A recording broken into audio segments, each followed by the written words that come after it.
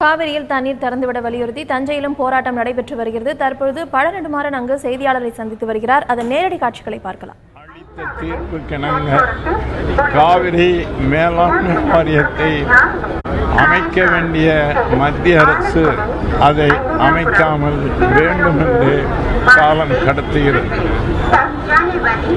கர்நாடகத்தில் தங்கள் கட்சி அடுத்த சட்டமன்ற தேர்தலில் வெற்றி பெற வேண்டும் என்பதற்காக மோடியின் அரசு தமிழகத்திற்கு அநீதி இழைக்கிறது.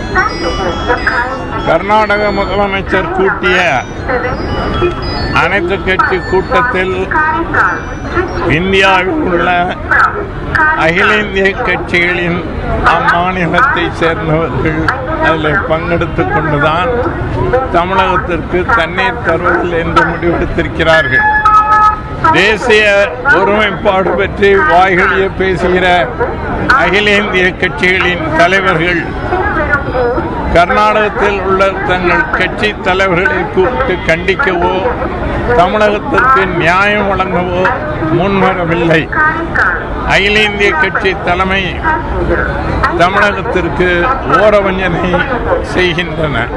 ஆக தமிழ்நாட்டு மக்கள் அகில இந்திய கட்சிகளின் இரட்டை வேடத்தை புரிந்து கொள்ள வேண்டும் என்று நான் வேண்டிக் கொள்கிறேன். இன்றைக்கு காவிரி நீரை பெறுவதற்காக தமிழகம் பூராவும் நடைபெறுகிற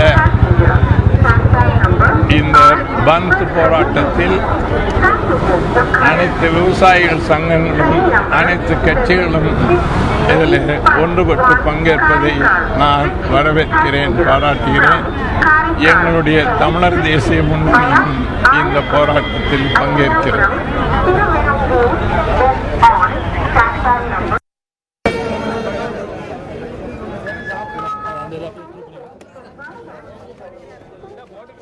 காவிரியில் இருந்து தண்ணீர் திறந்துவிட வலியுறுத்தி டெல்டா பகுதியை சேர்ந்த விவசாயிகள் கடையடைப்பு, ரயில் மறியல், சாலை மறியல் உள்ளிட்ட பல்வேறு போராட்டங்களில் ஈடுபட்டு வருகின்றனர்.